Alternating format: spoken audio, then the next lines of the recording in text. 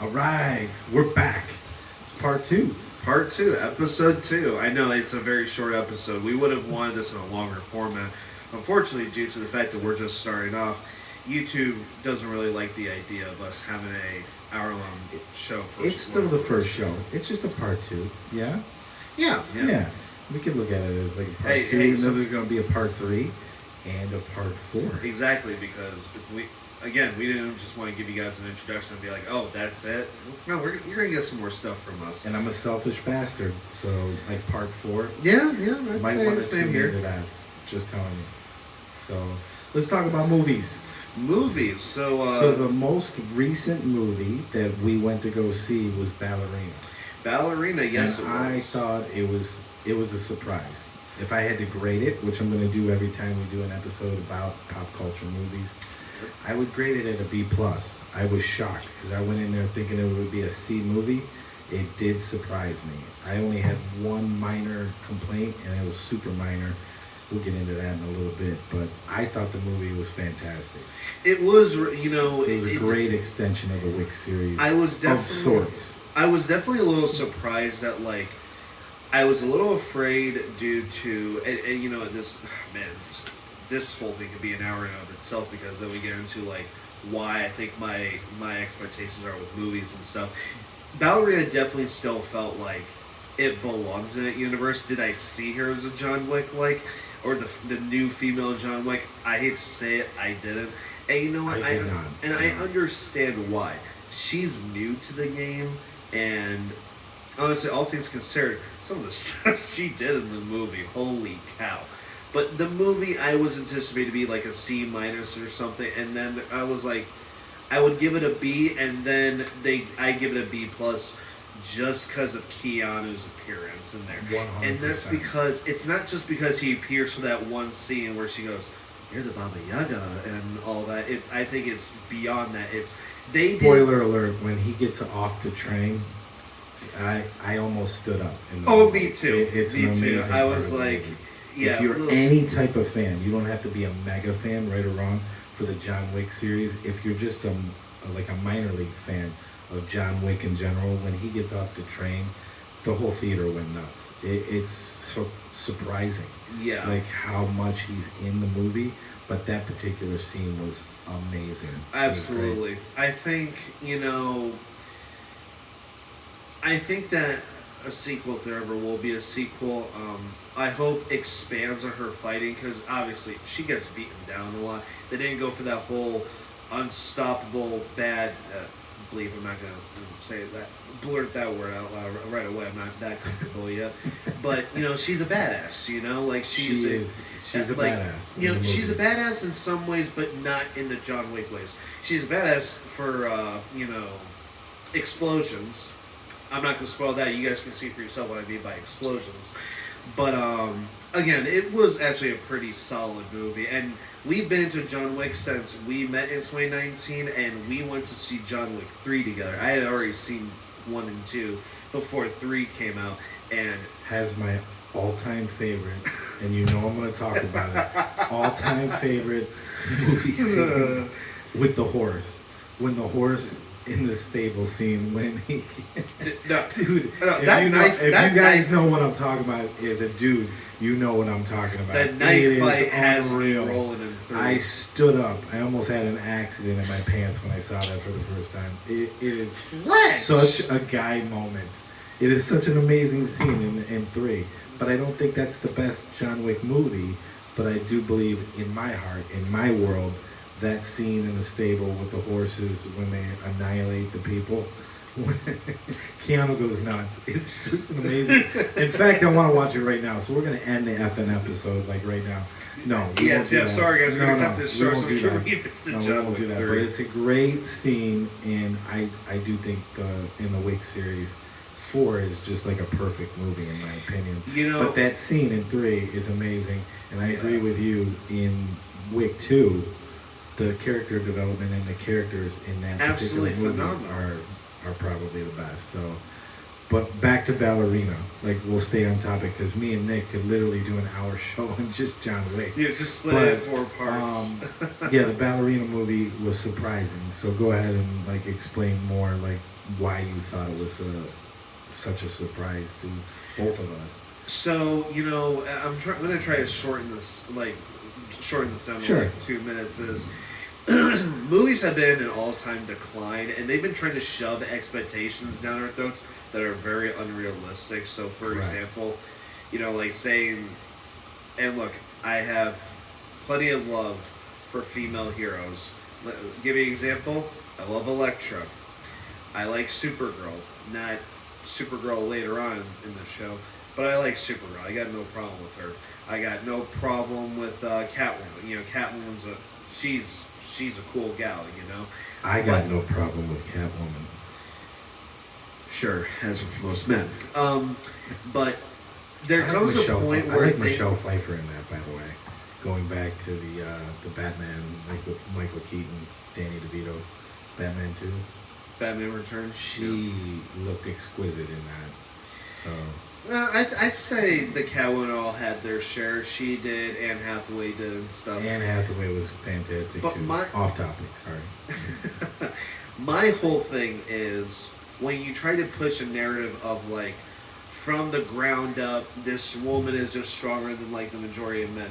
Listen, I acknowledge reality, and I'm not saying that there aren't exceptions to the rule. But when you try to say, like, for example, if you try to say a ballerina, I forget her name, Eve, that was her name. Eve was her that, name. like, after 6 months of training, she can beat the Baba Yaga.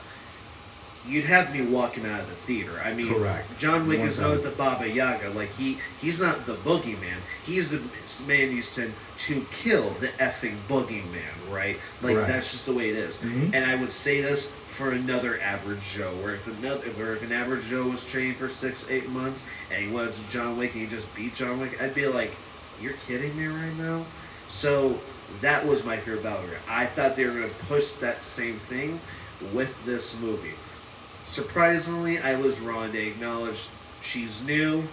Not everybody she's going to win. She's going to have to be a little sloppy. But guess what? In a movie like that, and when she was dealing with that cult towards the end, you really did need to do what you can to survive those ordeals and stuff like that. So, I thought that was my only minor complaint, was her as the main lead. I thought she was good, like above average. I just didn't think she locked into the character. Like when you think of John Wick, you think of Keanu, right or wrong? precisely. Certain characters. When you think of Iron Man, you think of Robert Downey, right or wrong? When Yeah. you think of I just didn't Guardians of the buy Galaxy, her yes. entirely as the ballerina. I didn't buy her like dominating all these men in the fight scenes. I don't know. It was just a little bit over the top, but I mean the action was fantastic.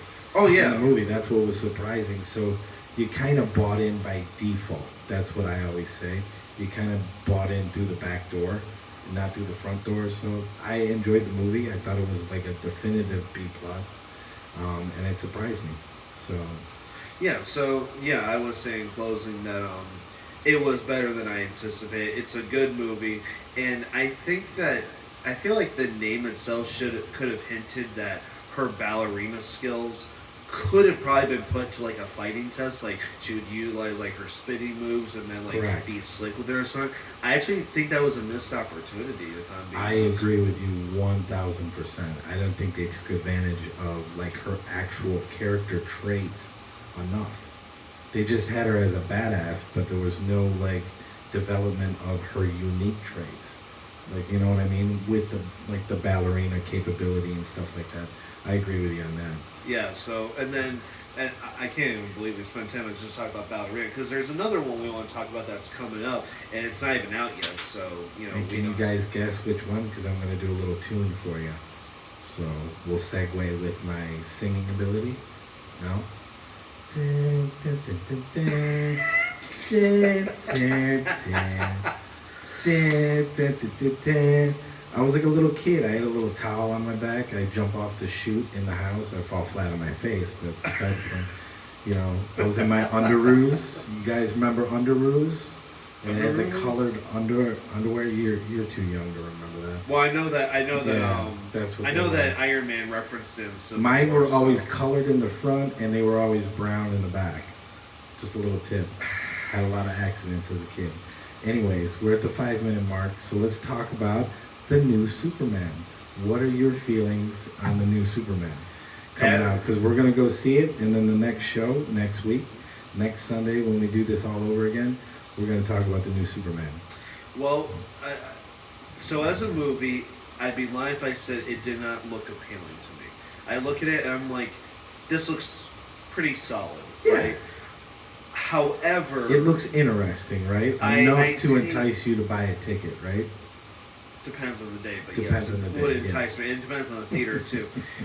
My issue with it being made is, they say, oh, the complaints about DC is that it's too dark, too depressing, and the thing that, like one buddy of mine, Chris, he said the thing that I like that James Gunn is doing with this new one, this was like 6 months ago, was kind of like embracing the positive light, the symbol of hope that Superman pushes. And it's like, now look, trailers can be misleading from the movie, and I'm not going to dispute that, whether it's for the better or for the worse.